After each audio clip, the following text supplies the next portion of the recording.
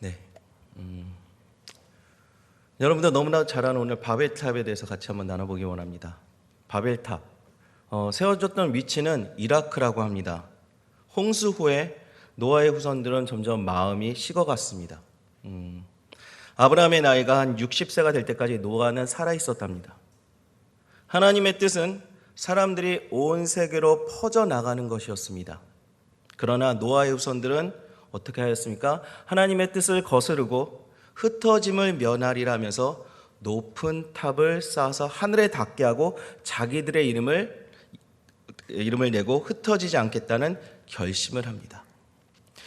유다인들의 백과사전에 당시 니므롯이라 하는 사람이 하나님의 말씀을 순종하지 않을 뿐 아니라 백성들을 선동하고 하나님을 대적하면서 바벨탑을 쌓겠다고 합니다. 이런 이야기는 성경에 나오지는 않습니다. 바벨탑을 쌓는다는 행위 자체가 하나님의 언약을 믿지 않는 어떻게 보면 불신앙의 상징이고 노아에게 주신 무지개의 언약을 믿지 않는다는 것을 말해주고 있는 것입니다. 결국 하나님은 바벨탑을 쌓던 사람들의 언어를 어떻게 합니까? 혼잡하게 합니다. 그리고 그 바벨탑에 쌓는 것을, 그 도모하는 일을 결국 그만두게 만듭니다. 오늘날 지구상에 존재하는 언어는 대략 7,000가지라고 합니다. 현재 성경은 1,600가지 언어로 번역이 되었다고 합니다. 노아 홍수 후에 셈과 함과 야벳의 자손들에게 천하만국 백성으로 나누어졌습니다. 셈은 엘람, 아수르, 아르박삭, 룻, 아람을 낳았습니다. 엘람은 이란이고 아수르는 아시리아이고 아르박삭은 아브라함의 후손이고 아람은 시리아, 룻은 루디아입니다. 또 함이 낳은 아들들이 오늘날 아프리카의 후손들입니다. 바벨탑 사건과 함께 언어가 어떻게 해서 여러 가지로 만들어졌는지에 대해서는 어떤 책에도 나오지 않고 오직 성경에만 나오는 이야기라는 것입니다. 자, 그렇다면 우리 현대인들에게는 어떠한 바벨탑이 있을까요? 우리 현대인들이 어떻게 보면 여러 가지 바벨탑이 있습니다. 그 중에 하나는 신념입니다. 신념, 그리고 우리가 말하는 신앙은 다릅니다. 신념이 무엇일까요? 제가 사전을 찾아보니까 이렇게 나와 있습니다. 아주 짧게 이렇게 정의가 되어 있더라고요. 굳게 믿는 믿음. 자신을 믿고 자기 생각을 신뢰하는, 어떻게 보면은 우리가 가장 주의해야 할 것이라는 것입니다. 왜 이렇게 얘기하냐? 어느 모 개그맨이 이런 이야기를 하였습니다. 잘 모르고 무식한 사람이 신념을 가지면 무섭습니다. 무슨 뜻인가 하면 신념을 가진 사람은 진실을 알 생각이 없습니다. 강한 신념이야말로 거짓보다 어떻게 보면 더 위험한 진리의 적이고 또한 나를 가두는 감옥이라는 것입니다. 또한 신앙은 무엇입니까? 사전적으로는 믿음의 대상을 굳게 믿고 가르침을 지키며 이를 따르는 일, 즉 하나님을 믿고 하나님의 가르침을 지키며 그 말씀에 순종하는 것을 우리는 신앙이라고 할 수 있습니다. 즉 신앙은 하나님을 믿고 하나님의 말씀을 신뢰하는 우리들이 가장 추구해야 할 일이라는 것입니다. 흔히 사람들은 이런 이야기를 합니다. 하늘은 스스로 돕는 자를 돕는다라는 경언을 아주 좋아하죠. 자기 책임성을 강조하는 경언이지만 그 의미가 어떻게 보면 너무 지나쳐서 자신이 원하는 대로 축복을 이끌어낼 수 있다고 생각하는 것입니다. 하지만 참된 축복의 원천은 누구입니까? 오직 하나님이시라는 것입니다. 인본주의는 무엇이든지 할 수 있고 불가능은 없다고 합니다. 그러나 성도들은 하나님 안에서 무엇이든지 극복할 수 있고 불가능은 없다고 믿어야 한다는 것입니다. 교만은 패망의 선봉이고 패망은 교만의 결과입니다. 우리가 너무나도 잘 아는 네로 황제 아시죠? 그 황제도 결국 마지막에는 잘못된 길로 갔지만 그가 17살의 황제가 된 후에 처음 5년은 굉장히 겸손했습니다. 백성들과 어울려 스포츠를 즐기고 시도 짓고 극장에서 비파도 연주하고 같이 노래도 불렀습니다. 그러나 나중에 그가 어떻게 됩니까? 교만해집니다. 결국 그 교만으로 인해 아내와 어머니를 죽이고 결국에는 그의 스승 세네카도 죽이게 됩니다. 그리고 마지막으로 자기도 31살에 죽음을 맞이합니다. 자, 그러므로 복을 받고 그 복을 우리가 지속하려면 우리는 늘 겸손함을 잊지 말아야 한다는 것입니다. 본문에는 바벨탑 사건이 나옵니다. 바벨탑 사건이 주는 메시지는 무엇일까요? 우리 한번 같이 짧게 나눠보기 원합니다. 자, 노아의 홍수 언어가 하나였을 때 사람들은 시날 평지에 도달했습니다. 시날 평지는 유브라디스 강과 티그리스 강 사이에 있는 아주 비옥한 바벨론 땅입니다. 거기서 사람들은 아주 교만하게 이렇게 얘기합니다. 우리 3절 4절 말씀 같이 한번 읽어보겠습니다. 3절 4절 말씀입니다. 시작. 서로 말하되 자 벽돌을 만들어 견고히 굽자 하고 이에 벽돌로 돌을 대신하며 역청으로 진흙을 대신하고 겸손과 여호와를 경외함의 보상은 재물과 영광과 생명이니라. 잘못된 것 같은데요. 뒷부분이 3절 4절 말씀 다시 한번 읽어볼게요. 시작. 서로 말하되 자 벽돌을 만들어 견고히 굽자 하고 이에 벽돌로 돌을 대신하여 역청으로 진흙을 대신하고 또 말하되 자 성읍과 탑을 건설하여 그 탑 꼭대기를 하늘에 닿게 하여 우리 이름을 내고 온 지면에 흩어짐을 면하자 하였더니. 아멘. 자, 그들은 당시 어떻게 보면 최고의 과학기술로 벽돌 제조 기술로 바벨탑을 쌓자고 결정하고 세 가지 다짐을 합니다. 그 첫 번째 다짐은 이것입니다. 탑 꼭대기를 하늘에 닿자. 두 번째는 우리 이름을 내자. 그리고 세 번째는 온 지면에 흩어짐을 면하자였습니다. 그들은 하나님을 대적하는 인간 제국을 세우려 했습니다. 그리고 탑을 높게 쌓으면 노아의 홍수와 같은 위험에서 우리 자신들을 지킬 수 있다고 여겼겠지만 어떻게 보면 우리가 거대한 자연의 힘 앞에 인간이 쌓은 탑에 무슨 힘이 있었을까요? 지금도 사람들은 어떻게 보면 최신 과학기술로 지구를 지키겠다고 합니다. 예를 들어 우주에 있는 소행성이 지구에 접근하면 미사일로 그 소행성을 폭파시키겠다고도 합니다. 과연 그런 기술로 지구를 지킬 수 있을까요? 과학기술은 편리함도 주지만 양날의 검처럼 오히려 종말을 재촉할 수도 있다는 것입니다. 예를 들어 우리가 나이가 들어 머리로 올라가는 혈관 하나만 막혀도 우리가 어떻게 되죠? 치매에 걸리게 됩니다. 사람들은 과학기술로 핵무기를 만들어 지금 전 세계에는 아마 수만 대의 핵미사일이 있을 것입니다. 핵미사일을 가진 국가의 대통령 중 예를 들어 미친 사람 한 사람만 나와도 지구는 어떻게 될까요? 멸망하게 됩니다. 그처럼 인간의 과학기술이 때로는 엄청난 재앙을 가져다 줄 수도 있다는 것입니다. 여러분이 너무나 잘 알고 있는 영화 타이타닉의 그 타이타닉 호가 처음 출항할 때 선장은 이렇게 얘기했답니다. 아주 당연코 하나님도 이 배를 침몰시킬 수 없다고 얘기했답니다. 굉장히 무서운 말이죠. 교만하면 망한다는 것입니다. 잠언 22장 4절에 이런 말씀이 있습니다. 잠언 22장 4절 같이 한번 읽겠습니다. 겸손과 여호와를 경외함의 보상은 재물과 영광과 생명이니라. 겸손한 자가 재물도 얻고 영광도 얻고 생명도 얻는다는 것입니다. 그러므로 어려움이 생기면 우리가 다시 한번 우리 자신을 되돌아볼 때 나의 교만이 문제였구나 라고 진단하고 문제를 풀어나가는 것이 최고의 지혜라는 것입니다. 또한 당시 바벨탑 사건의 심판으로 언어가 혼잡하게 되어 말이 통하지 않았습니다. 자, 말이 통하지 않으면 사람들 사이에도 거의 지옥과도 같은 환경이 펼쳐졌을 것입니다. 지옥이 따로 없습니다. 여러분 한번 생각해 보십시오. 지금 당장 갑자기 여러분이 어느 곳에 딱 떨어졌는데 그 누구하고 소통이 안 되는 것입니다. 무슨 말을 해도 내가 말하는 말을 그들이 알아들을 수 없고 그가 하는 말이 내가 알아들을 수 없다라는 상상을 잠깐 해보십시오. 어떤 마음이 들까요?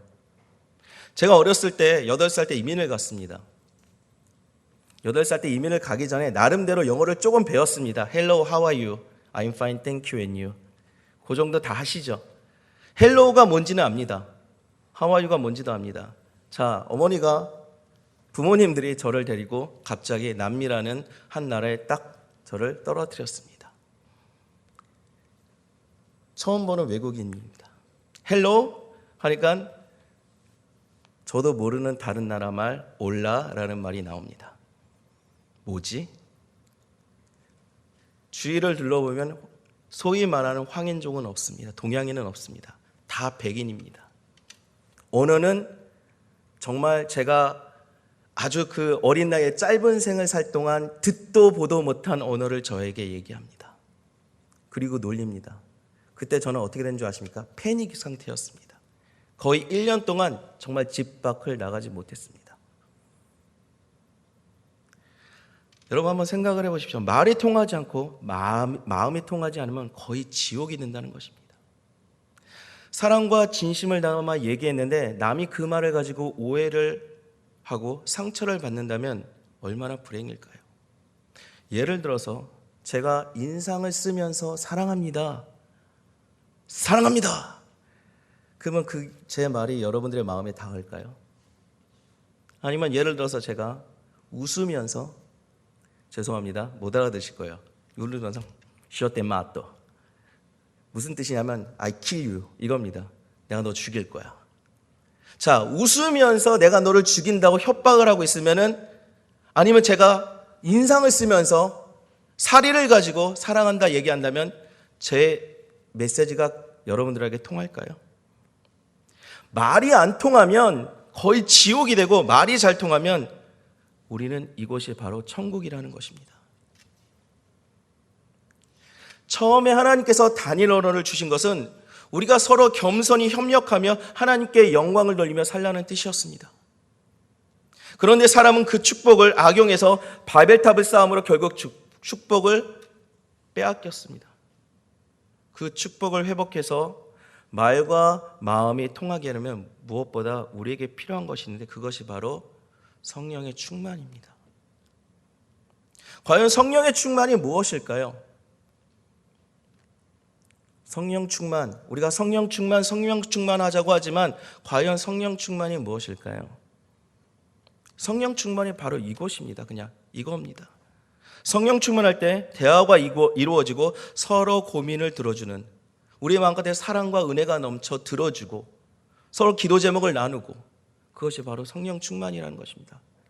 제가 청년부 같이 성령 공부를 할 때 저희 리더가 되는 형님이 기도 제목을 나누면 첫 번째 기도 제목이 성령 충만하게 되게 하여 주십시오.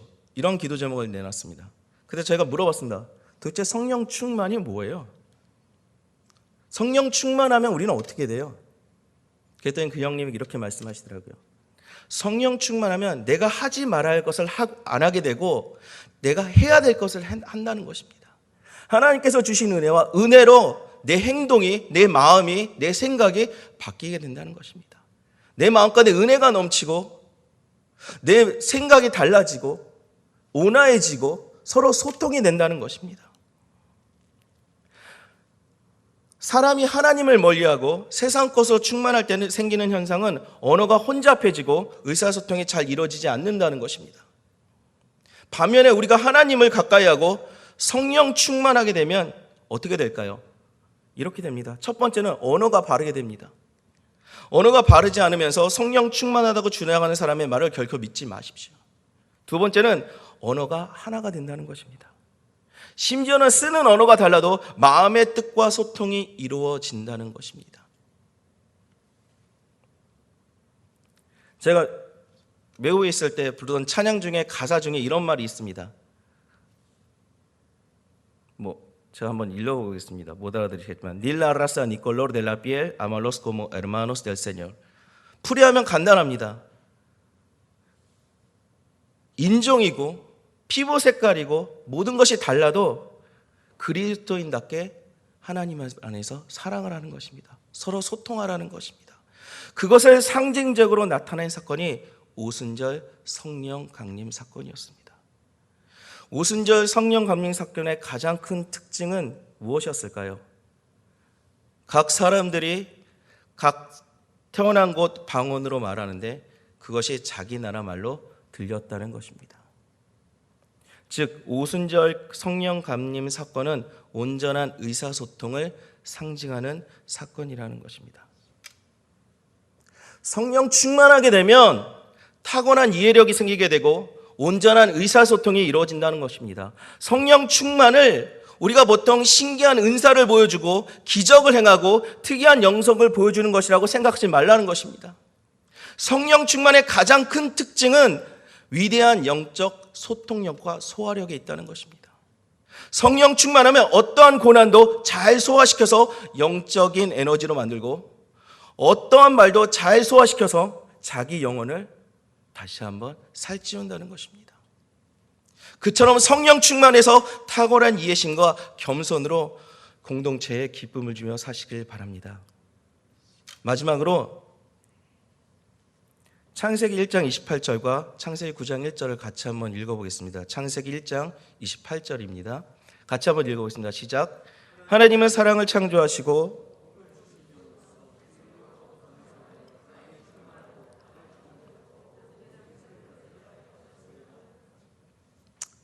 창세기 9장 1절도 같이 한번 읽겠습니다.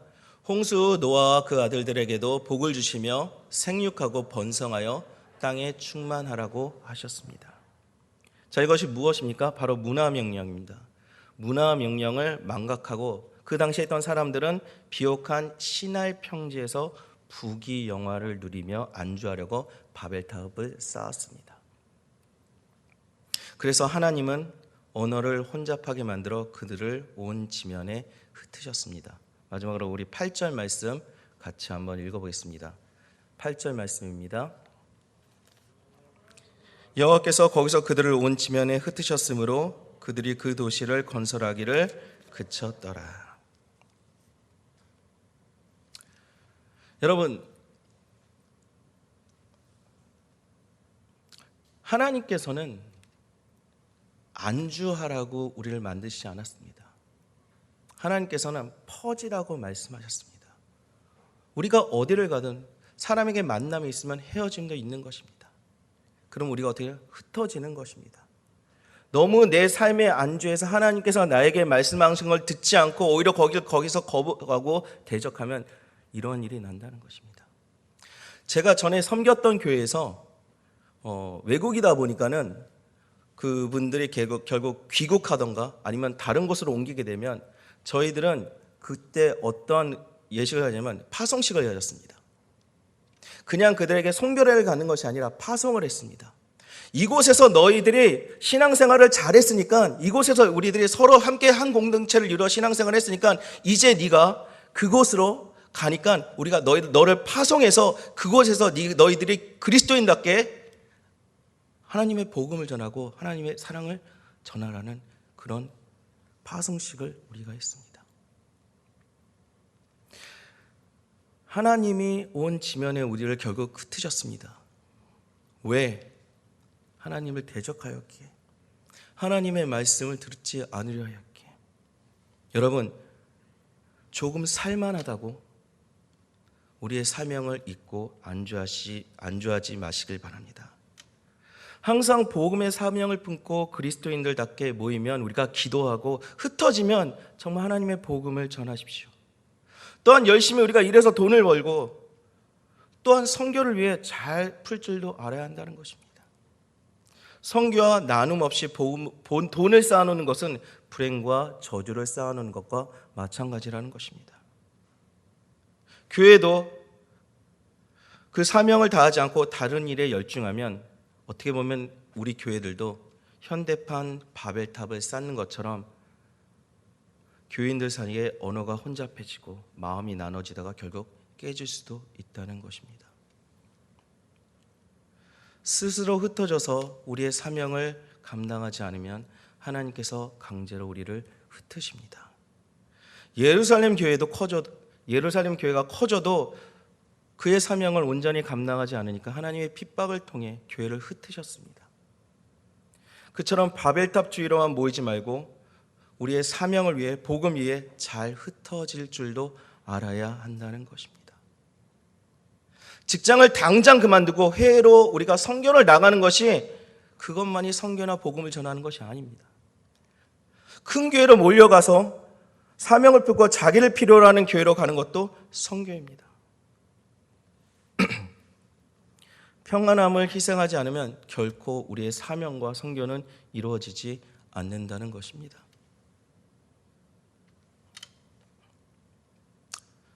또 예를 들어서 교회 물질이 너무나도 넘쳐서 우리의 물질이 잘못 쓰이면 그 교회를 위해서도 바람직하지 않는다는 것입니다. 교회와 교인들은, 성도와 교회는 어떤 것에 더 관심을 두어야 할까요? 하나님이 원하시는 사역에 더 관심을 두어야 한다는 것입니다. 내 생각이 아닌 바로 하나님의 생각에 우리는 관심을 두어야 한다는 것입니다. 우리의 내적인 바벨탑이 하루라도 빨리 무너질 수 있어야 진정으로 하나님께서 허락하신 복된 길이 열릴 줄 믿습니다. 그러므로 늘 온전한 비전을 마음속에 품고 사시는 여러분들이 되시길 바랍니다. 말씀을 마치겠습니다. 온전한 비전을 가지십시오. 마음을 굳게 먹으면 평명한 시민들도 얼마든지 위대한 일을 할 수 있고 이미 늦어버린 인생은 하나도 없다는 걸 여러분 아시길 바랍니다. 어떻게 보면 우리가 알고 있는 신기루 같은 비전도 하나님 안에서는 얼마든지 실체가 될 수도 있습니다. 모이는 것만 좋아하지 말고 사명을 가지고 흩어지는 것도 잘해야 될 줄 믿습니다. 모이기만 하고 흩어질 줄 모르는 교회는 점차 부패해지고 모으기만 하고 나눌 줄 모르는 인생도 점차 부패해진다는 것입니다. 이러한 원리들을 깨닫고 정말의 복음의 사명을 품고 잘 흩어지고 나눔으로 바벨탑 사건 이전에 하나됨의 회복에 크게 쓰임받는 우리 여기 계신 모든 성도님들이 되시길 다시 한번 주님의 이름으로 축복합니다. 기도하겠습니다. 사랑하는 하나님 감사합니다. 아버지, 오늘도 우리에게 귀한 예배, 귀한 말씀, 귀한 모임 허락하셨습니다. 어려운 시국, 어려운 환경에서도 아버지 앞에 나와 예배드리는, 또 온라인 예배로 주님 앞에 나아가는 주님의 귀한 성도들 기억하여 주시고, 우리가 오늘 말씀 나눈 것을 마음에 품고 아버지, 우리가 온전히 정말 겸손한 마음으로 또 서로 소통하고 서로 이해하고 서로 정말 잘 모이고 잘 흩어져 하나님께서 우리에게 허락하신 그 사명과 그 사역을, 소명을 잊지 않고 온전히 주님께 나아가는 아버지, 내 자신과 우리 교회와 우리 공동체가 될 수 있도록 주님 인도하여 주시옵소서.